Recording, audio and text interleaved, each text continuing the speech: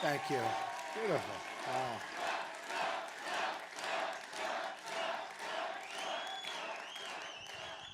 Thank you, Pastor. A great, great honor. And it's great to be here in Charlotte to discuss an issue that means so much to me. That's the issue of urban renewal, something you don't hear very much about, and the rebuilding of our inner cities. Today, I want to talk about how to grow the African-American middle class and to provide a new deal for Black America. That deal is grounded in three promises: safe communities, great education, and high-paying jobs. My vision rests on a principle that has defined this campaign right from the beginning, and you've seen where we've come from and where we are right now. It's called America First. Every African-American citizen in this country is entitled to a government that puts their jobs, wages, and security first. I'm asking today for the honor of your vote and the privilege to represent you as your president.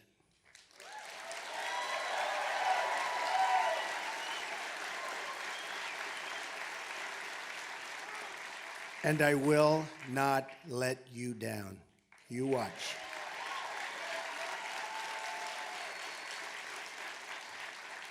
Here is the promise I make to you.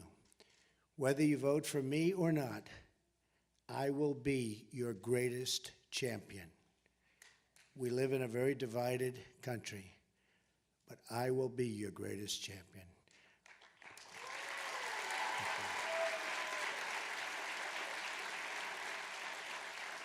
I have no special interest.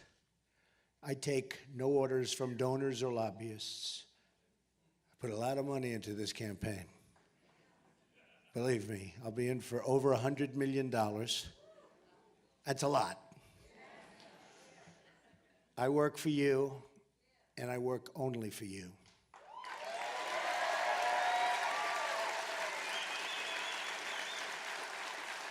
Our campaign is about change, optimism, and the future. I'm asking people to break from the bitter failures of the past and to imagine the amazing possibilities for our future and our future together. Our opponent represents the rigged system and the failed thinking of yesterday. Hillary Clinton's campaign offers only the depressing pessimism that says this is as good as it gets and it's never going to get better. She's been doing this for 30 years, and for 30 years it's only gotten worse. American politics is caught in a time loop. We keep electing the same people over and over and over.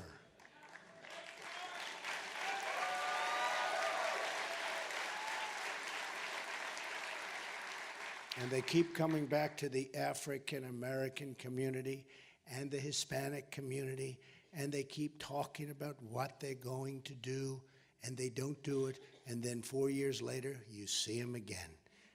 It's enough.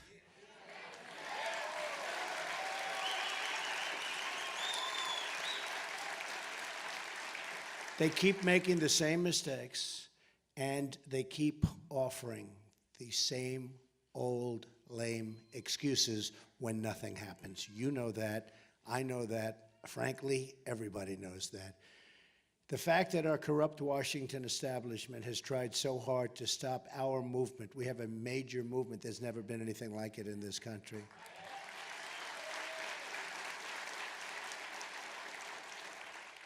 And this is so important to me, what I'm saying today. I wanted a small group of very, very powerful, influential people from the African-American community, and that's what I wanted to do.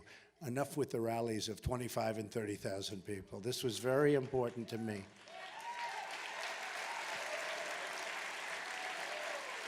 And I just met with some of the finest people I've ever met, backstage, we had a great meeting, and I just want to thank those people right now. They are phenomenal people, so I want to say thank you very much. But it's just more proof that we represent the kind of change that arrives only once in a lifetime. This is a movement. It's once in a lifetime. Never going to happen again. Never going to have another opportunity. Every day I'm out on the trail proposing fresh solutions and new thinking. And every day, the same people getting rich off our broken system tell us that we can't change and that we can't try anything new because it's not good for them. I have a message for all of the doubters in Washington. America's future belongs to the dreamers, not the cynics and not the critics.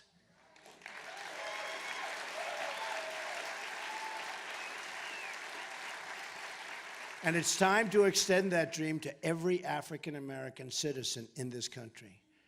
African-American citizens have sacrificed so much for our nation. They've fought and died in every war since the Revolution, and from the pews and the picket lines, they've lifted up the conscience of our country in the long march for civil rights. Yet too many,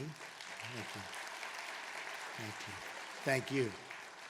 Yet too many African Americans have been left behind. Massive numbers have been left behind. 45% of African American children under the age of 6 live in poverty.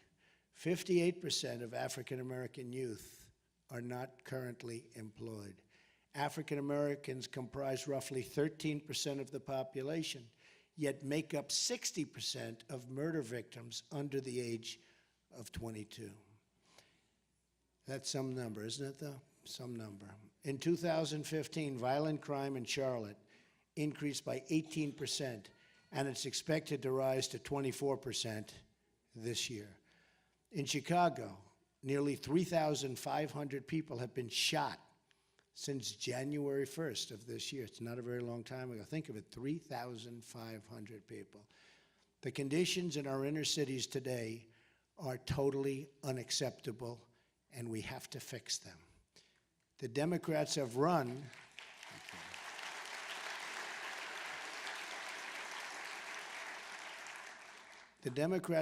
our inner cities for 50, 60, 70 years or more, uninterrupted. They've run the school boards, the city councils, the mayor's office, and the congressional seats. Their policies have failed, and they failed miserably. They've trapped children in failing government schools and opposed school choice at every single turn. The Clintons gave us NAFTA, one of the worst economic deals in the history of any country.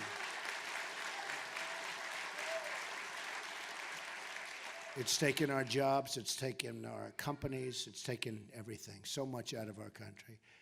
And China's entry into the World Trade Organization, two deals that truly deindustrialized America, uprooted our industry and stripped bare towns like Detroit and Baltimore and the inner cities of North Carolina, where we are really focusing. And by the way, you see the new polls coming out where we're really doing well, which is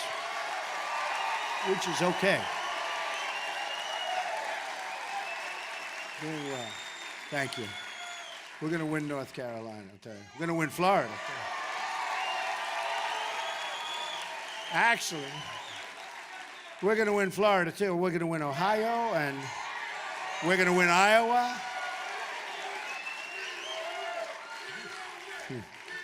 Yeah, we're winning a lot of states. You're getting a little word back there, I'll tell you. The media is saying, what's going on over here? You have to see in Florida, they have lines that are 4 blocks long trying to get into the polling booths. They've never seen that before. And same thing in many other states that have started. This state has lost nearly half of its manufacturing jobs since Bill and Hillary's NAFTA. Think of it, half. Decimating, by the way, and they have been decimating the African-American community and the African-American middle class, decimated. These jobs went to Mexico and other places. Politicians. Democratic policies have also given rise to crippling crime and total violence. Then there's the issue of taxation and regulation. Massive taxes, massive regulation of small business, and radical restrictions on American energy have driven jobs and opportunities out of our inner cities and in many cases out of our country. Hillary wants to raise taxes very, very substantially on everybody and on business, and especially on small business as high as 45%, which will only drive more jobs out of your community, out of our country, and into other countries. One of the greatest betrayals has been the issue of immigration. Illegal immigration violates the civil rights of African Americans. That's what's been happening.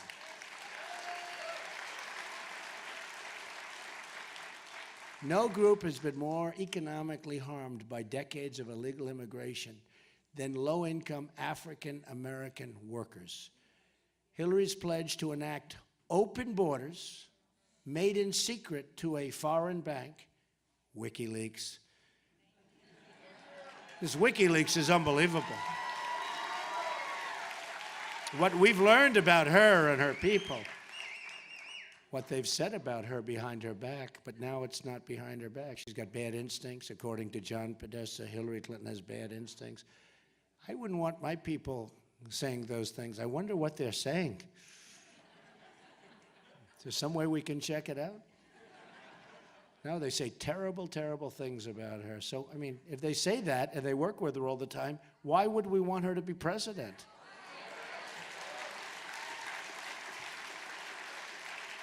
At the center of my revitalization plan is the issue of trade. Massive chronic trade deficits have emptied out our jobs. Just look at what's happened to Baltimore, Detroit, Pittsburgh, Cleveland, and right here in North Carolina. You know that for a fact. It's the greatest jobs theft in the history of the world. If I'm president and the executives at Ford Motor Company announce they're moving their plants and jobs to Mexico, I will pick up the phone and make a very, very simple call. I don't know if it's presidential, but I'd rather do it myself. And who cares? Who cares?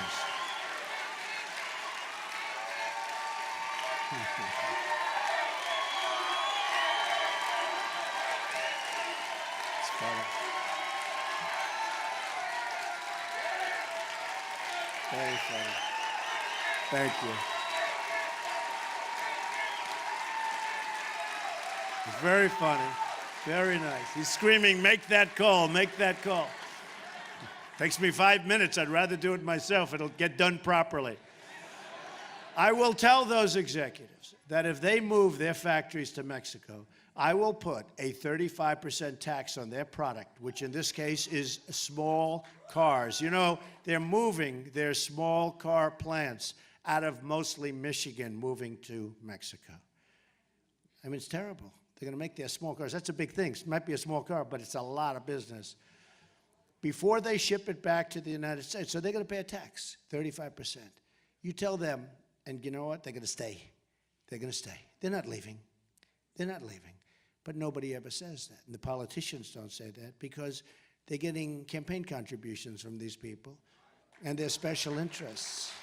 So they're not going to say that. Me, I'm saying it. I'm doing what's right. I'm working for you, folks. We're going to get this thing right. We're going to get it right.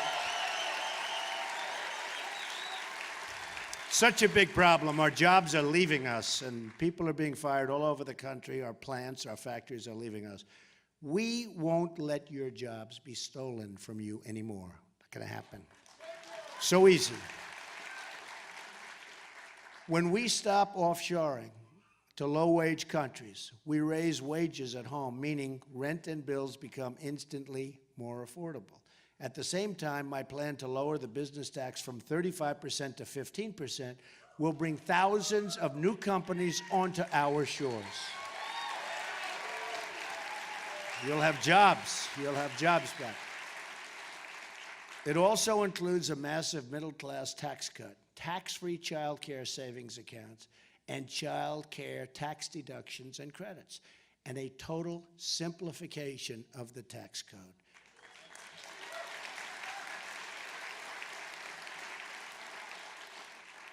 I will also propose tax holidays for inner-city investment, a new tax incentive to get foreign companies to relocate in blighted American neighborhoods, and they will do that. It will be worthwhile. It's called incentive. They will do it. I will further empower cities and states to seek a federal disaster designation for blighted communities in order to initiate the rebuilding of vital infrastructure, the demolition of abandoned properties, and the increased presence of law enforcement so we have safety in our community. We need that. We need that. The safety is so bad. Some of our inner cities are more dangerous than some of the war zones that we're reading about and seeing about every night. We have to stop that. I will also pursue financial reforms to make it easier for young African Americans to get credit to pursue their dreams in business and create jobs in their communities. It's going to be beautiful. Such talent. There's such a potential talent out there. It's so incredible, and it's totally being wasted by politicians that maybe don't want to see it happen. Dodd-Frank has been a disaster, making it harder for small businesses to get the credit they need. You folks know that. The policies of the Clintons brought us the financial recession through lifting Glass-Steagall, pushing subprime lending, and blocking reforms to Fannie and Freddie. Two friendly names, but they're not so friendly. It's time for a 21st century Glass-Steagall, and as part of that, a priority on helping African American businesses get the credit they need. We will also encourage small business creation by allowing social welfare workers to convert poverty assistance into repayable but forgivable microloans. Very simple, but something so good. Then there's the issue of public safety. Making our community safe again will be a priority for the Trump administration. Safe.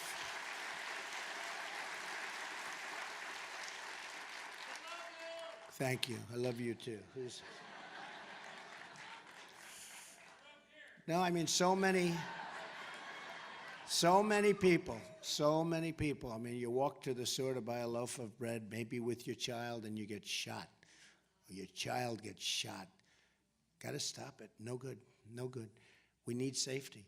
I have heard and have listened to the concerns raised by African American citizens about our justice system, and I promise that under a Trump administration, the law will be applied fairly, equally, and without prejudice. There will be no prejudice.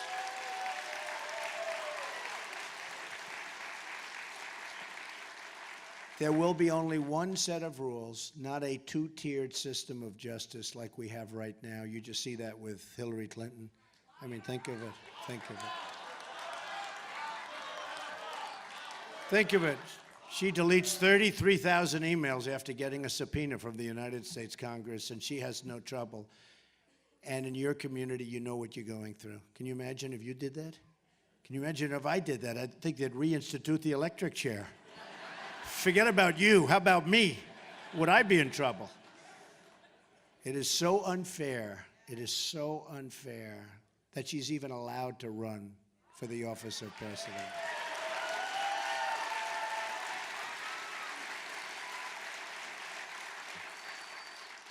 And then you probably read $675,000 went to the wife of the head of the FBI who was in charge of the investigation to her campaign.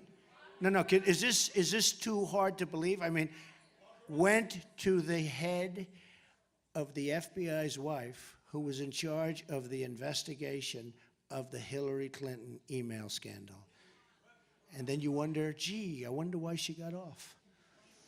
That is a serious, horrible thing. Look, it's a horrible thing.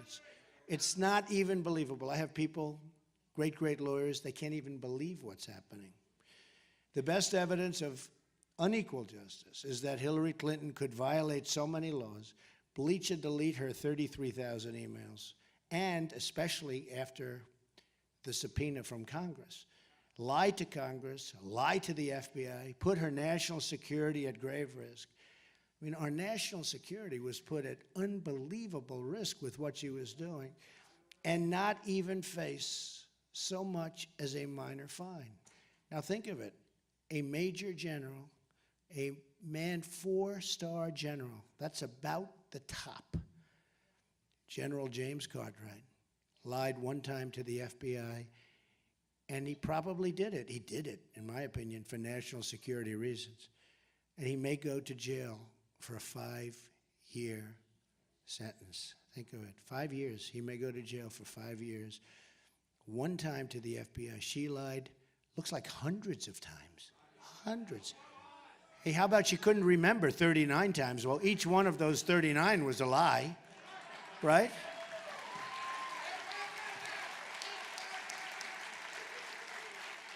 Equal justice also means the same rules for Wall Street. The Obama administration never held Wall Street accountable. We will also police our streets, have to make our streets safe. I want every poor African-American child to be able to walk down the street in peace and not be scared and not be hurt.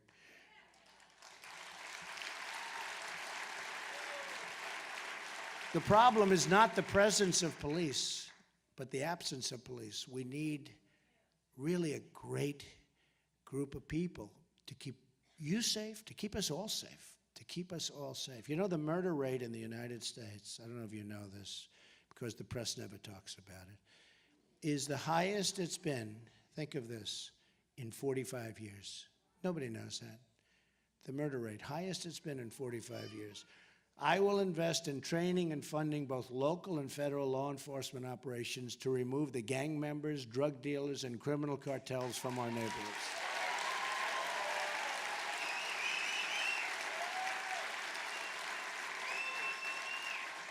The reduction of crime is not merely a goal, it's a necessity for all of us. We will get it done.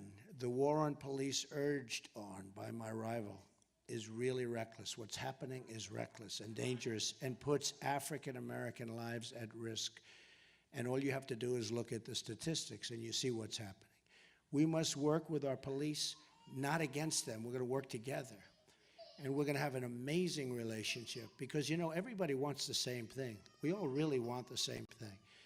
Our immigration, that is my policy on immigration, is so simple. We will restore the civil rights of African Americans, Hispanic Americans, and all Americans by ending illegal immigration. And yes, we will build the wall. We will build the wall.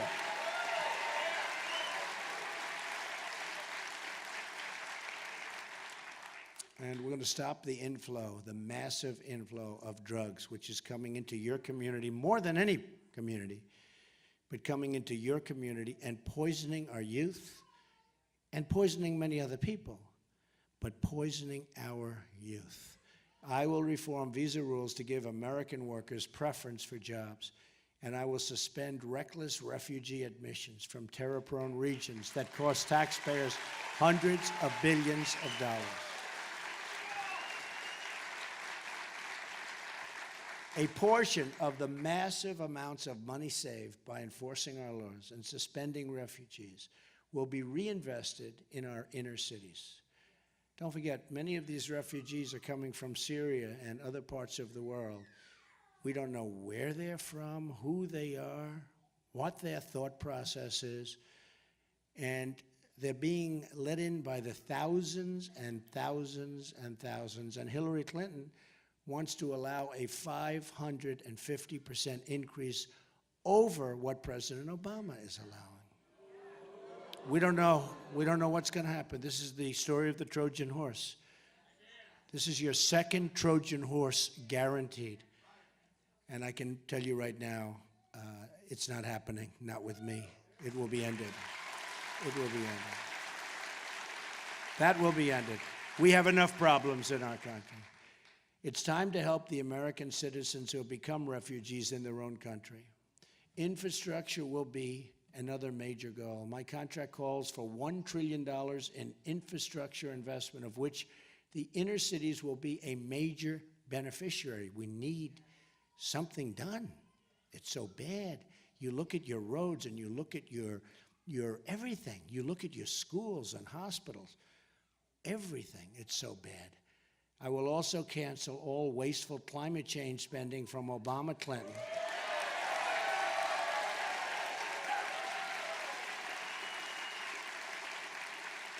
We're giving billions and billions of dollars away. We have no idea for what, and others aren't doing so much. Believe me, they are laughing. I'll tell you, that's what they're doing. They're laughing at us, including all global warming payments to the United Nations, billions of dollars. But listen to this. These steps will save $100 billion over 8 years, and this money will be used to help rebuild the vital infrastructure, including water systems, in America's inner cities. You see Flint, Michigan, what's happened there, but it's horrible. I was there, and it is unbelievable, horrible, incompetent politicians doing the wrong thing. School choice is at the center of my plan. Such a great thing.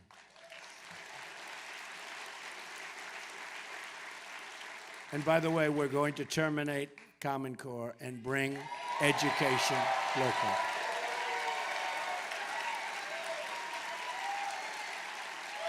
So important.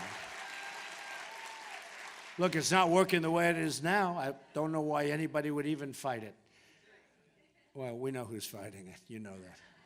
My proposal redirects education spending to allow every disadvantaged child in America to attend the public, private, charter, magnet, religious, or home school of their choice.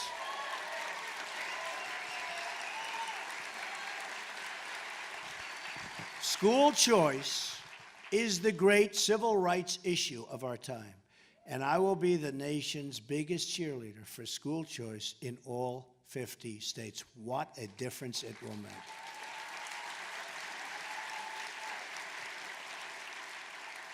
I will also be establishing a commission which will include some of the tremendous people I met backstage today. Raise your hands. I mean, you people were thank you. So great. Some great ideas. To tackle the school-to-prison pipeline and to shut that pipeline down and to create, so important, and to create a new pathway that leads from a great education instead to a great job. That's what we want. It is. It's school to prison. My plan will also ensure funding for historical black colleges and universities, more affordable 2- and 4-year college, and support for trade and vocational education. You know, I've gone to school with many people, some totally brilliant at one thing, but not at all brilliant at others. But we all know this. We've had students that sat next to us in class, and they were terrible students, but they were phenomenal at fixing a car engine. They were phenomenal at fixing a television set. They can take it apart blindfolded. And I can't do that. And you can't do that. But they were phenomenal at fixing things. We don't do that anymore. Remember, we used to have this great vocational education? They were talented. They were great. They were horrible students, and they were great. They can take a motor, they can take an engine apart blindfolded. And we have to bring that back. And that's what they love doing. That's what they love doing. And they'll do fantastically with it. Yeah.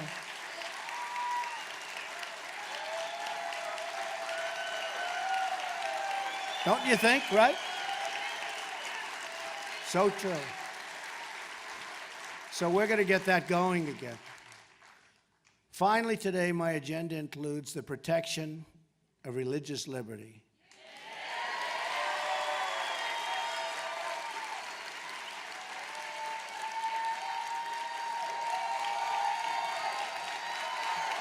It's great. Nice to see. It's very nice to see. That's something you'll never hear from Hillary Clinton, that I can tell you. The promotion of family and support for the African American church. It's been a tremendous power in this country for so many years. This is just the beginning, because I will never, ever take the African American community for granted. Never, ever. unlike Hillary, who does nothing for the Hispanics or for the African American communities.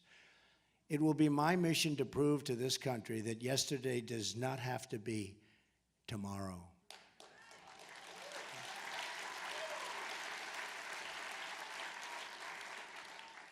The vicious cycle of poverty can be broken, and great new things can happen for all of our people.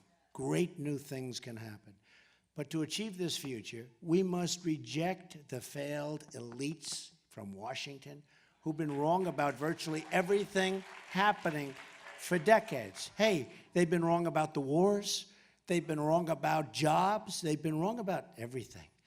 And the question is, are they stupid? The question is, are they stupid or do they have a plan?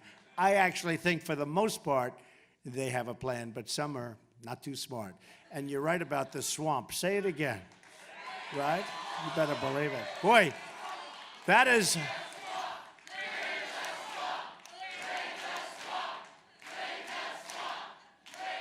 That is a... You know, I said that about a week ago.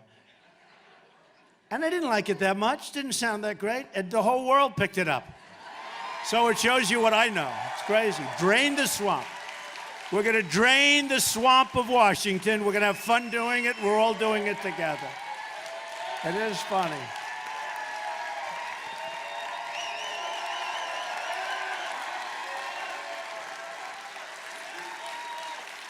Funny how things like that happen. I was listening the other day to a great singer, one of the great legends, and said that, certain song, didn't like it. Became one of the greatest hits of all time. So, Drain the Swamp, I didn't like it. Now I love it, right? The people opposing us promised that passing NAFTA and opening up our markets to China would bring a new era of jobs and prosperity. That didn't happen. Instead, they brought only poverty and heartache and loss. The people opposing us are the same people who and think of this, who've wasted $6 trillion on wars in the Middle East. We could have rebuilt our country twice. That have produced only more terrorism, more death, more suffering. Imagine if that money had been spent right here in our home.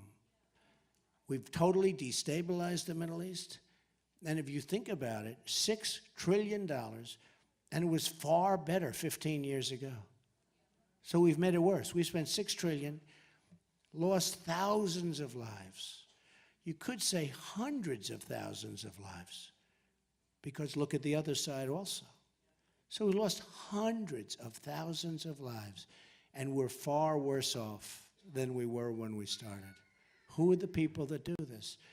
And then we end the war in such a bad way that a vacuum is formed, and we have ISIS. And that was the JV, the junior varsity. But now the JV is violent and vicious and ensconced in 32 different nations. And the one that gave us the JV now says how she's going to get rid of it.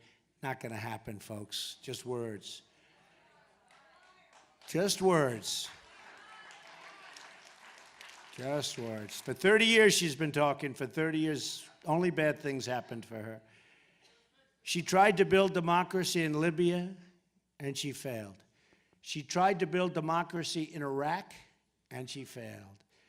She tried regime change in Egypt, and that was a disaster. She pressed regime change in Syria, and that failed. She tried a Russian reset that was laughed at. Laughed at. Putin. He has no respect for her whatsoever.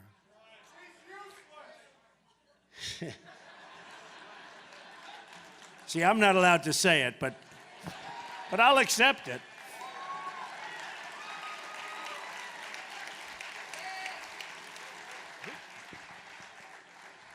Who said that?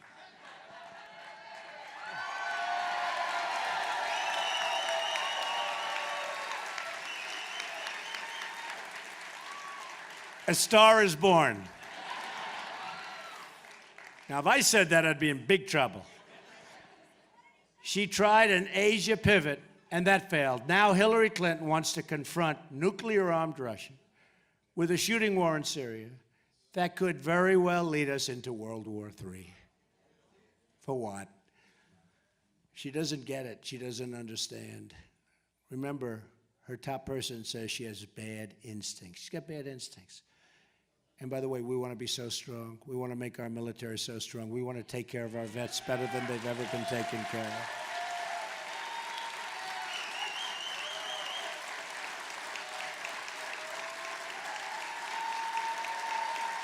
Peace through strength. Peace through strength. We have no choice. These are very vicious times. This is not a time to have a depleted military. We're not going to have that. We have the greatest people in the world in the military. We're not going to have that, but we are going to take care of our vets also. Finally, our opponents passed a health care law, embraced by Hillary Clinton, over the furious objections of the American voter. And most politicians, I mean, they didn't want it, other than he lied and lied.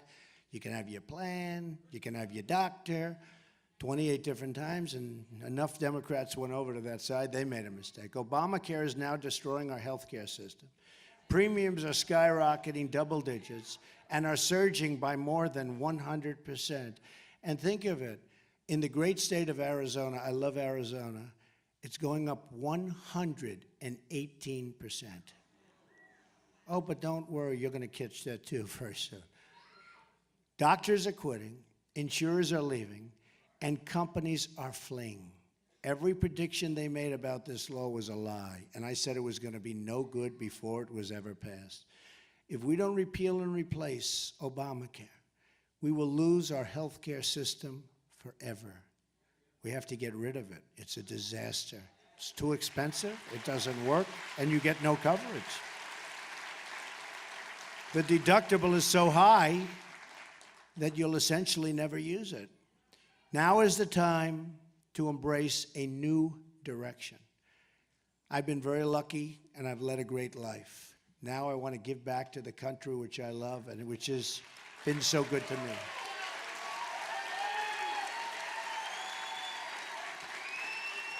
I just left a hotel, beautiful, beautiful building. It was the old post office on Pennsylvania Avenue in Washington, D.C., and it's mine. And it was just built. It's right between the Capitol building and the White House. So this way I figure I'll get to Washington one way or the other, right? Pennsylvania Avenue, yeah. But I'm very proud of it, and I'm very proud of my children because we delivered it under budget and ahead of schedule, creating thousands of jobs, including construction. It will be one of the finest hotels anywhere in the world and a great symbol for our country for many years to come. I took 2 hours to fly into Washington to cut the ribbon with my children and then jump on the plane to be here with you. Just did it.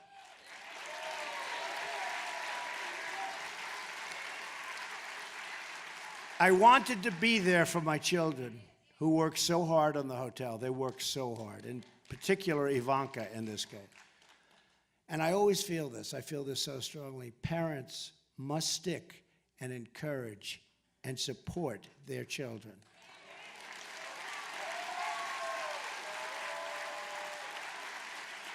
Would have been very bad. They work 24 hours a day, always working, and then you say, I'm not going.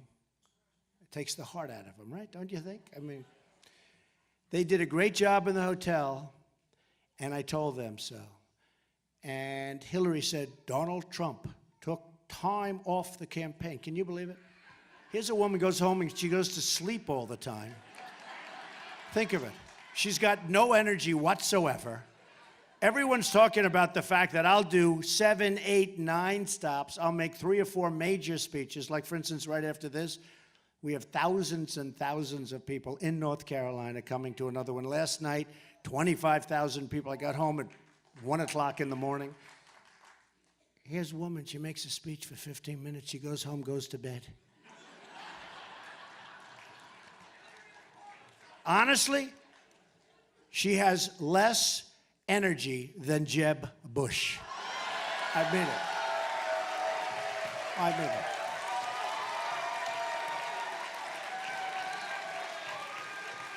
And the reason I bring him up, he didn't sign the pledge, so he's open game. So he signed the pledge, right? But he didn't honor it. How do you live with yourself, you know?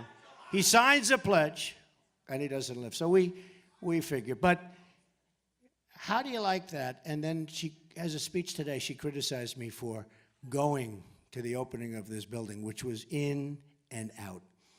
It's not the way life works. But I was also there for another reason. The workers.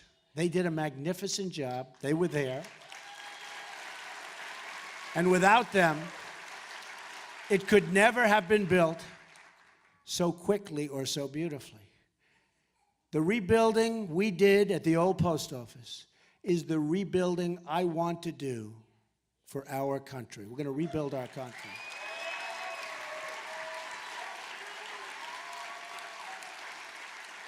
I want to go into the inner cities, the poor rural communities, and the failing schools, and I want to work on a national plan for total revitalization. We're going to be so proud of our country again. I'm tired of the excuses from our lame politicians. I'm tired of being told that it can't be done. I'm tired of people asking Americans to defer their dreams for another day, but they really mean for many decades. Enough waiting. The time is now. There is nothing we cannot accomplish. There is no task or project too great. There is no dream outside of our reach. Everywhere I go in this country, all I see is untapped potential waiting to be set free. And maybe the greatest of that potential is in the African American communities. There's so much potential. But we will never realize that potential if we continue putting our faith in a broken political system that has let us down time and time again. We have to choose the more optimistic path. We have to choose to believe not in our politicians, not in these people that got us there, but to believe in ourselves and the future of our country. If we do that, anything is possible. So I'm asking America to join me in dreaming big and bold things for our future. Let's close the history books on the failures in Washington, and let's open a new chapter of success and prosperity for everyone, especially now, especially for our African American communities. And that's going to happen. I am very humbled beyond words to be the nominee of the party of Abraham Lincoln. A lot of people don't know that. It's the party of Abraham Lincoln. And it is my highest and greatest hope that the Republican Party can be the home in the future and forevermore for African Americans and the African American vote, because I will produce and I will get others to produce, and we know for a fact it doesn't work with the Democrats, and it certainly isn't going to work with Hillary.